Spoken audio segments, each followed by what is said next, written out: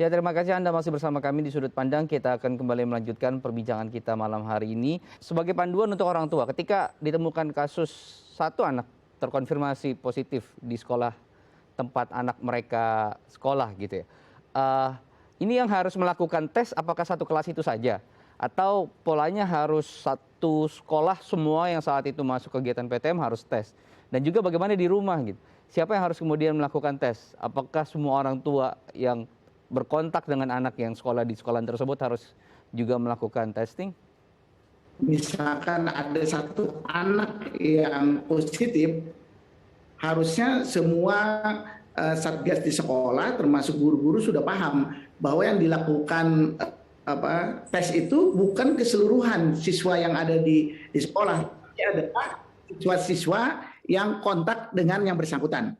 Nah, terutama mungkin dalam satu kelas ya, terutama dalam satu kelas. Nah, termasuk keluarganya yang ada di rumah itu juga harus dilakukan tes. Nah, oleh karena itu saya mendorong sebenarnya dengan satgas ini, maka hal-hal itu orang tua lebih mudah, bukan dengan satgas malah semakin repot ya, semakin repot. Oleh karena itu saya mendorong perlunya penguatan peran dan fungsi daripada satgas sekolah ini. Nah, salah satu yang saya amati misalkan dari jumlah vaksinasi ya, jadi jumlah vaksinasi. Saya mendorong dengan adanya satgas ini untuk mencegah tadi yang positif harus ditingkatkan vaksinasi di sekolah. Nah, kita lihat data yang ada di tempat saya, misalkan dari pihak pendidik dan tenaga pendidikan, memang yang tertinggi sementara ini adalah Jakarta, yaitu sekitar 82%, dan siswanya yang saat ini yang 13 tahun, yang 12 tahun ke atas itu adalah 87%. Nah, yang terendah adalah untuk yang vaksinasi pendidik dan tenaga kependidikan itu Maluku Utara, Maluku, dan Papua Barat itu hanya 31%. Tetapi ini juga semakin buruk tatkala kalau kita lihat dari segi siswanya. Siswanya itu yang terendah berdasarkan data yang saya miliki adalah Lampung, yaitu cuma 1%. Kemudian Kalimantan Tengah 2% dan Maluku Utara 2%. Jadi sangat ketimpangan antara berbagai daerah di berbagai provinsi di Indonesia itu jumlah yang vaksinasi, baik yang tenaga pendidik dan tenaga pendidikan maupun dari siswanya. Nah, itu yang saya lihat. Kemudian yang kedua yang saya lihat adalah dari struktur Satgas itu. Saya lihat beberapa SK Satgas yang dikeluarkan di sekolah-sekolah. Menurut saya pembagian tugasnya itu masih tidak praktis ya. Nah, sebagai contoh misalkan ada beberapa sekolah yang membuat SK, ada tim pembelajaran, ada tim kesehatan, ada tim humas. Padahal maksud kita dengan adanya Satgas itu semua bisa terfasilitasi dengan baik. Saya menganjurkan mungkin ada nanti tim khusus vaksinasi, bukan dia yang melakukan vaksinasi tetapi mendorong, kemudian melakukan fasilitasi dengan unsur-unsur terkait. Kemudian yang kedua lagi ada protokol kesehatan, jadi khusus nanti yang mengawasi dan mengevaluasi tentang penerapan protokol kesehatan. Kemudian yang ketiga ada khusus yang melakukan komunikasi dan informasi, terutama untuk tadi bagaimana merubah perilaku sehingga warga sekolah betul-betul paham. Dan yang terakhir yang tidak kalah pentingnya dalam kaitan tadi adalah adanya tim tracing dan tim emergency. Nah, inilah yang perlunya juga memfasilitasi nanti apabila ada warga sekolah yang positif. Oleh karena itu orang tua tidak bingung.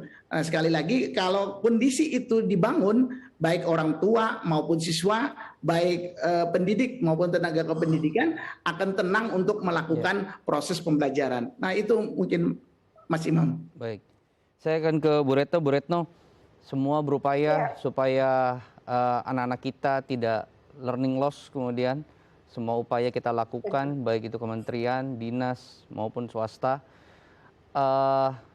Keamanan juga tetap menjadi hal yang penting. Tidak semua usia bisa vaksin, 12 ke atas baru boleh gitu. SD terbukti kemudian paparannya sangat banyak gitu.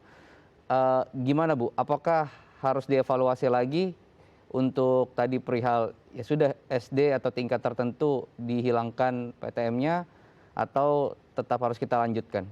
Ini ya, jadi kalau memang mau buka sekolah, kami juga bilang percepatan vaksinasinya harus dikuatkan. Meskipun tidak menjamin kita atau anak-anak kita tertular, namun kalau dia tertular kan lebih rendah gejalanya. Itu kan kita ingin menyelamatkan guru-guru juga gitu ya. Dan ini yang kami mendorong betul waktu itu, SD dan PAUD jangan dibuka, kemudian vaksinasi dipercepat, dan satu lagi pembukaan sekolah itu menggunakan positivity rate. Nah, kami berharap itu betul-betul jujur kepala daerah bahwa positivity rate-nya betul-betul di bawah 5%. Oke, baik. Jadi jangan kemudian dibalik hak pendidikan di atas, tapi kemudian hak ke satu dan keduanya kita lupakan. Saya akan ke Pamul terakhir sebagai penutup closing statement dari semua data yang dirilis dan dibuka oleh teman-teman dari Kemendikbudristek. Apa evaluasinya Pak? Apa tindak lanjut ke depannya perihal kegiatan PTM terbatas kita? Ya, jadi yang pertama dari data-data yang sudah kita rilis, termasuk tadi yang disampaikan oleh Prof. Samsul dan juga Bu Retno, dari data 26,7 juta jumlah siswa-siswa kita, jumlah murid-murid kita di satuan pendidikan mulai dari jenjang PAUD sampai ke pendidikan menengah. Itu memang baru 3,28 juta yang baru proses vaksinasi, terutama pada usia 12 sampai 17 tahun. Nah, esensinya tentu kita mendorong dari pemerintah daerah untuk mempercepat perlakuan untuk vaksinasi kepada anak-anak usia sekolah ini, sehingga menimbulkan rasa aman, rasa tentram untuk memulai pembelajaran tatap muka. Dan terkhusus juga pada sekolah-sekolah yang berada pada zona 1 atau level 1, level 2, dan level 3, sebagaimana instruksi dari Mendagri, itu sudah bisa memulai opsi, ya, jadi membuka peluang opsi pembelajaran tatap muka. Ingat, ini hanya salah satu opsi di samping opsi pembelajaran dari jarak jauh.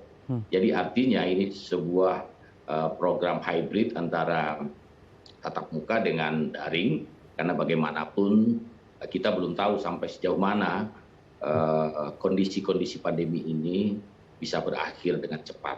Oleh sebab itu, protokol yang ketat di lingkungan sekolah, sebagaimana yang sudah banyak diterapkan di lingkungan sekolah. Saya kebetulan baru berkeliling ini, Mas, jadi memang dari beberapa daerah. Jadi memang ada daerah-daerah tertentu yang ketika memasifkan sosialisasi kepada masyarakat, kepada anak, dengan menerapkan protokol yang ketat, dengan disiplin yang ketat, alhamdulillah situasi yang terjadi sangat kecil sekali kemungkinan terjadinya penularan atau menjadi klaster di sekolah. Jadi sekali lagi harapan kita, ini adalah program kolaborasi bersama. Tidak mungkin semua di-cover oleh Kemdikbud yang ada di Jakarta, tetapi juga kita bangun kebersamaan kolektif dengan pemerintah daerah dan terutama dari Satgas Covid daerah, dan lebih spesifik lagi Satgas-Satgas di sekolah tetap melaksanakan edukasi kepada anak-anak kita. Saya kira begitu, Mas Imam. Baik, kita harus kuatkan lagi Satgas di sekolah masing-masing karena ini menjadi ujung tombak untuk keamanan anak-anak kita dalam menjalankan kegiatan belajar mengajar di sekolah. Terima kasih Pak Mul, terima kasih Bu Retno, terima kasih Prof. Samsul. Semoga informasi kita hari ini, diskusi kita hari ini bermanfaat untuk masyarakat. Terima kasih. Assalamualaikum. Ya pemirsa, usai sudah perjumpaan kita di Sudut Pandang pekan ini, kita akan berjumpa lagi di Sudut Pandang pekan depan dengan tema yang berbeda. Saya Imam Asyari mewakili seluruh kerabat kerja yang bertugas, pamit undur diri. Sampai jumpa.